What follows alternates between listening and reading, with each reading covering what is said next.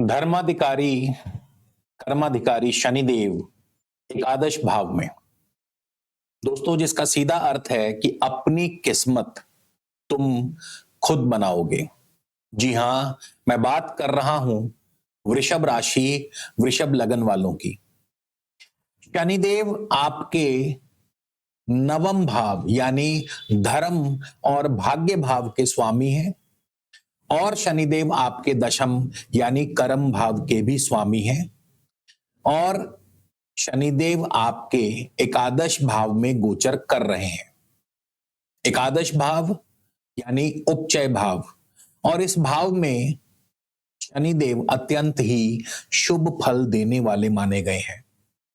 अब आप सोच रहे होंगे कि शनिदेव तो इसी साल 29 मार्च को ही मीन राशि में प्रवेश कर गए थे और तब से लेकर अब तक शनिदेव मीन राशि में ही हैं। तो अब ऐसा क्या खास होने वाला है? ऐसी क्या स्थितियों में परिवर्तन होने वाला है जो ये वीडियो बनाया गया? जी हां, आप बिल्कुल सही हैं।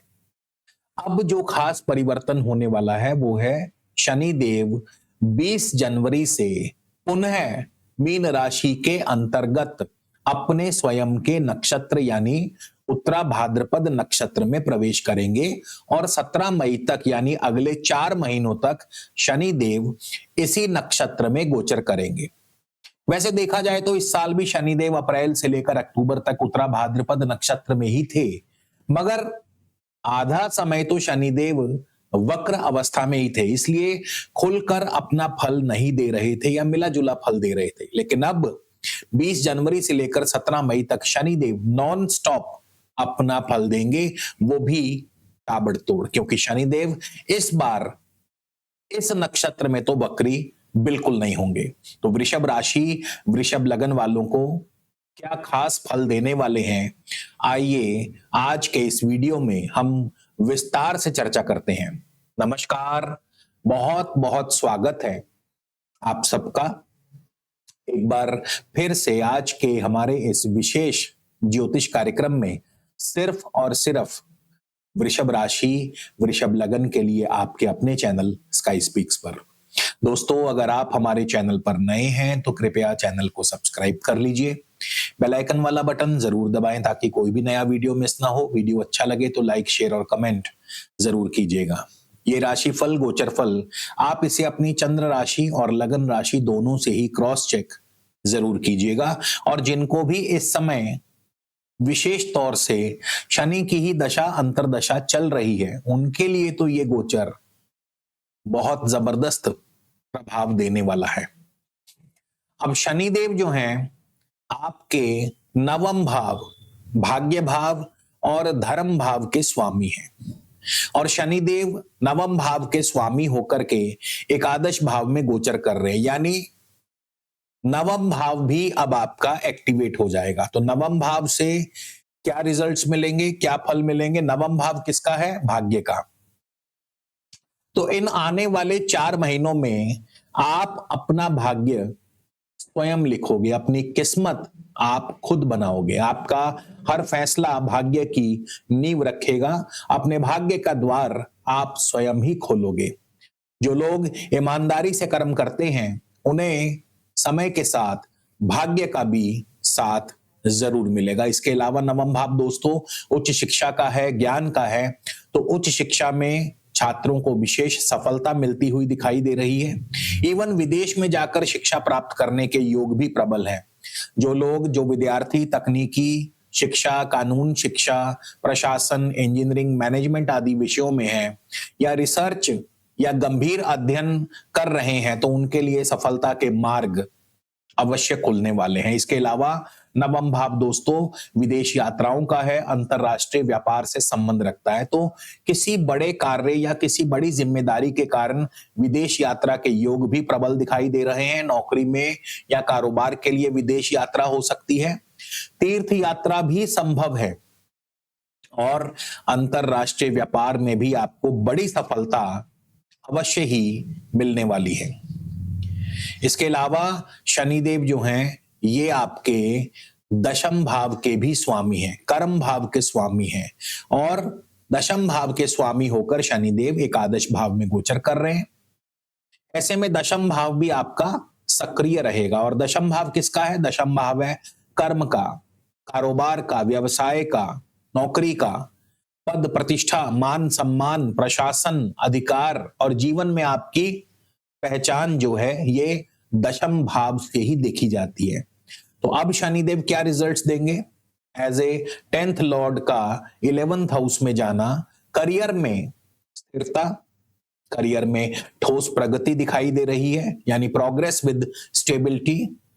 नई नौकरी मिल सकती है, नौकरी अगर ऑलरेडी है तो नौकरी में प्रमोशन यानी पदोन्नति, और वो भी स्थायी। जिनकी नौकरी पक्की नहीं है, शनिदेव उनको पक्की नौकरी भी दिलवा देंगे। जिम्मेदारियां अचानक बढ़ सकती हैं, पुराने प्रयासों का फल मिलने लगता है, यानी कर्म का, मेहनत का पूरा फल आपको मिलता है। ये जो गोचर है शनिदेव का नवमेश और दशमेश का एकादश भाव में जाना, ये अपनी किस्मत खुद लिखने जैसा है। यानी ये समय अगले 4 महीने जो हैं करियर निर्माण का समय है। कार्य क्षेत्र में अधिकार और सत्ता यानी पावर दोनों प्राप्त होगी।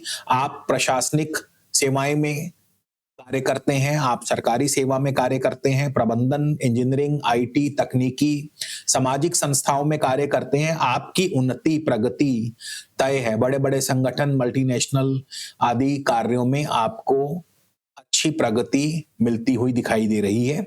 बस आपको अपने अनुशासन का पालन करना है, तो आपकी प्रगति को कोई रोक नहीं सकता। इसके अलावा सामाजिक प्रतिष्ठा और पहचान भी बनेगी। अपने कार्यों के कारण समाज में आपकी पहचान बनेगी, आपका नाम स्थापित होगा। ये भी जरूर है कि कार्य का दबाव भी बढ़ेगा। अतिरिक्त कार्यभार से आप पर दबाव बढ़ने वाला है, जिससे हो सकता है कि निजी जीवन में आपको कम समय मिले, तनाव रहेगा, थकावट होगी, नींद कम आएगी। पर ये दबाव अगर आप झेल जाते हैं तो यकीन मानिए दोस्तों, ये दबाव आपके भविष्य की नींव रखने वाला है। आप नौकरी करते हैं तो नौकरी में आपको स्थायी नौकरी, लॉन्ग टर्म प्रोजेक्ट्स मिल सकते हैं। आप व्यवसाय करते हैं तो आपको बड़े बड़े ऑर्डर्स मिल सकते हैं, बड़ा मुनाफा संभव है। जो लोग लोहा, लकड़ी, तेल, चमड़ा, बड़ी बड़ी मशीनें, प्रॉपर्टी, कंस्ट्रक्शन के काम करते हैं या सरकारी ठेकेदारी लेते हैं, उनके लिए ये किसी गोल्डन फेज से कम नहीं होगा। शनिदेव आपके एकादश भाव में गोचर कर रहे हैं, और वो भी अपने नक्षत्र में। अब एकादश भाव किसका है? एकादश भाव है लाभ, एकादश भाव है इनकम सोर्सेस का, इच्छाओं की पूर्ति का, मित्रों का, बड़े लोगों से मिलने जुलने का, नेटवर्क का, समाज का, बड़े बड़े लक्ष्यों को हासिल करने का। और एकादश भाव उपचय स्थान भी माना गया है, यानी उपचय स्थान में एकादश भाव में शनिदेव अत्यंत ही शुभ फल प्रदान करने वाले माने गए हैं। और ये गोचर जो है धीरे धीरे बढ़ने वाली आय प्रदान करता है, मेहनत से कमाई करवाता है। तो शनिदेव के एकादश भाव में गोचर, वो भी अपने नक्षत्र में, आमदनी के, इनकम के सोर्सेज आपके स्टेबल होंगे, मजबूत होंगे, और अचानक नहीं लेकिन नियमित कमाई बढ़ती चली जाएगी। पुराने प्रयासों से आपको लाभ मिलेगा, लॉन्ग टर्म इन्वेस्टमेंट से फायदा होगा, इच्छाओं की पूर्ति होगी, यानी बहुत देर से मन में दबी हुई इच्छाएं पूर्ण होंगी। जो लक्ष्य लंबे समय से अधूरे थे वे भी आपके पूरे होने लगेंगे। मित्रों की संख्या कम होगी, लेकिन जितने भी मित्र होंगे भरोसेमंद होंगे। पुराने मित्रों से लाभ, बड़े लोगों के साथ उठना बैठना होगा, सोशल सर्कल आपका बढ़ेगा। इसके अलावा करियर में, नौकरी में वेतन वृद्धि, बोनस, इंसेंटिव या कमीशन में वृद्धि होगी। समाज में आपकी एक स्थिर प्रतिष्ठा बढ़ेगी। आप किसी बड़ी राजनीति पार्टी या किसी संघ या किसी एनजीओ से भी जुड़ सकते हैं। अब हम बात करेंगे शनिदेव की दृष्टियों के बारे में। तो सबसे पहले शनिदेव की तीसरी दृष्टि आपके प्रथम भाव पर है। आपके कंधों पर बड़ी जिम्मेदारी आने वाली है, निर्णय लेने की क्षमता मजबूत होगी, धैर्य और सहनशीलता बढ़ेगी, मेहनत से आप अपने लक्ष्य को पाने में सफल होंगे। इसके बाद शनि की सातवीं दृष्टि आपके पंचम भाव पर रहेगी और इसके शुभ और अशुभ दोनों प्रकार के फल आपको प्राप्त होंगे। पंचम भाव पर शनि की दृष्टि आपको प्रैक्टिकल अप्रोच देती है।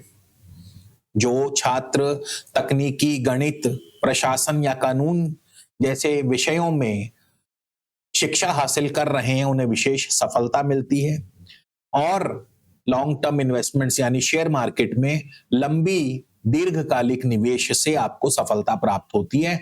इसके कुछ साइड इफेक्ट्स भी है क्योंकि पंचम भाव संतान का है, तो संतान में थोड़ी देरी, प्रेम संबंधों में दूरी और सट्टा यानी जुआ आपके लिए हानिकारक हो सकता है। यानी लॉन्ग टर्म इन्वेस्टमेंट्स तो फायदा पहुंचाएंगे आपको, मगर अगर आप जुए की प्रवृत्ति से आगे बढ़ेंगे शेयर मार्केट में तो नुकसान हो सकता है। इसके बाद शनि की 10वीं दृष्टि आपके अष्टम भाव पर रहेगी। यहां भी शनि शुभ और अशुभ दोनों प्रकार का फल प्रदान करते हैं। अष्टम भाव पर शनि की दृष्टि आयु में वृद्धि, संकट से उबरने की शक्ति प्रदान करती है। रिसर्च जैसे गूढ़ विषयों में आपको सफलता प्रदान करती है और गुप्त शत्रुओं पर भी आपका कंट्रोल बना रहता है, लेकिन आपके लिए चुनौतियां भी बढ़ाती है। जीवन में अचानक बड़ी जिम्मेदारियां, मानसिक तनाव और कोई ना कोई पुराना रोग आपको परेशान कर सकता है। तो दोस्तों, यहां पर शनि जो है आपके लिए एकादश भाव में देखा जाए तो बहुत ही शुभ फल देने वाले हैं और इसमें कोई दो राय नहीं कि शनि देव एकादश भाव में, वो भी भाग्य और कर्म भाव के स्वामी होकर यदि बैठे हों, गोचर कर रहे हों, तो व्यक्ति अपना भाग्य, अपनी किस्मत खुद बनाता है। शनिदेव के लिए कुछ उपाय भी जरूरी हैं। शनिदेव क्योंकि आपके नवम और दशम भाव के स्वामी हैं, ऐसे में भाग्य वृद्धि के लिए आप नीलम धारण कर सकते हैं। जो लोग नीलम अफोर्ड नहीं कर सकते वो नीली भी धारण कर सकते हैं। शनि का ही उपरत्न है नीली। और इसके अलावा स्वास्थ्य में वृद्धि के लिए आप ओपल या हीरा पहन सकते हैं। शिक्षा में संतान वृद्धि के लिए या शिक्षा में वृद्धि के लिए आप पन्ना भी धारण कर सकते हैं। और ये सभी रत्न जो है, इनका लिंक आपको डिस्क्रिप्शन बॉक्स में मिल जाएगा, आप वहां से परचेज कर सकते हैं। इसके अलावा दोस्तों, हनुमान चालीसा और बजरंग बाण का नियमित पाठ शनिदेव के अशुभ प्रभावों से आपकी रक्षा भी करेगा। और दान पुण्य के लिए आप दिव्यांग लोगों की सेवाएं, उनकी सहायता जरूर करते रहें, तो शनि देव की कृपा जो है आप पर बनी रहेगी। इसी के साथ विदा लेता हूं। जय शनिदेव, जय हिंद, जय भारत।